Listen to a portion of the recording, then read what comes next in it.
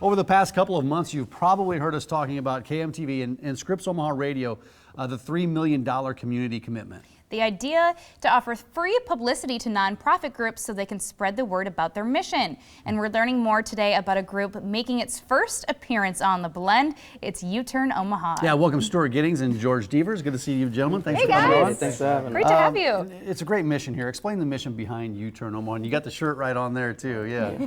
Definitely. So our mission is to just create change in the community as it relates to violence and reduce shooting and killing in our communities, and really creating a community awareness as we use a health model approach to work against violence. Now you have various programs. What are those programs that you have to deter the violence in our communities?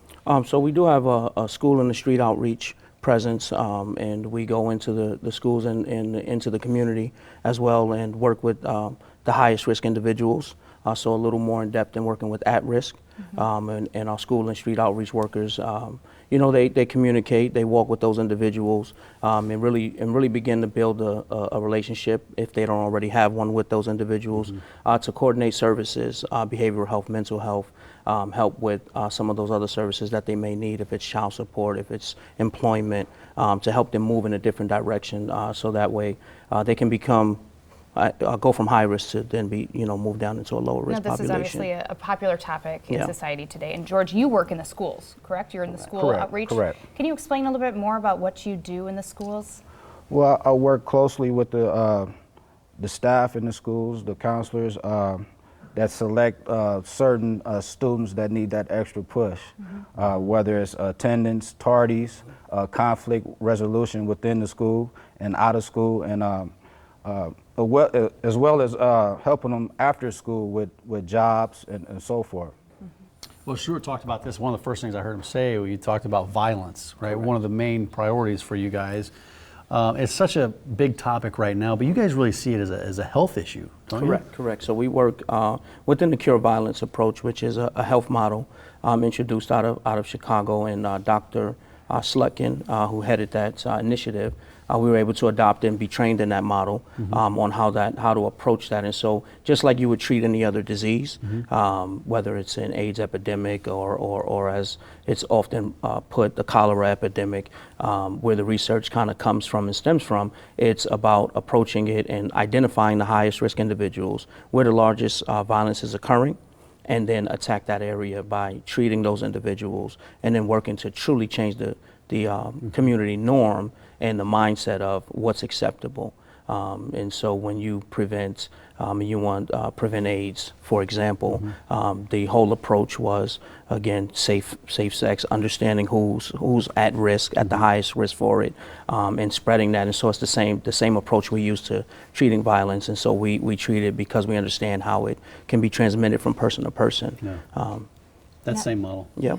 Now, I looked through your PowerPoint yesterday, all 36 pages of it. I'm not kidding. I looked through it, and I mentioned, I saw the gang activity you target or work with gangs. Can you explain how you do that? Or why that's so effective as well? It's effective because being a credible messenger and understanding the barriers and the obstacles that young men and women face.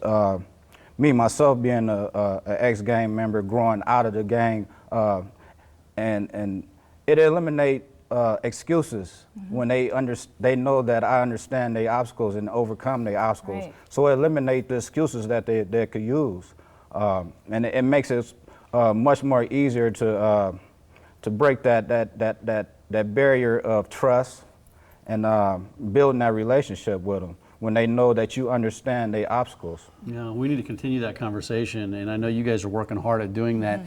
Before we wrap this up, what can the community do to deter violence, deter kids from getting into gangs? Well, definitely if you have an idea, you can contact us. You can give us a call. And if it's okay, the number's 402-933-7850. If you speculate that you have an individual that's in our target population is 12 to 25 years of age, roughly, and so not exclusive to that. Definitely give us a call. But some of the other things, we do offer a gang training that is put on through Project Harmony. That's May 17th. That is May 17th, and then there's some others in August and then November.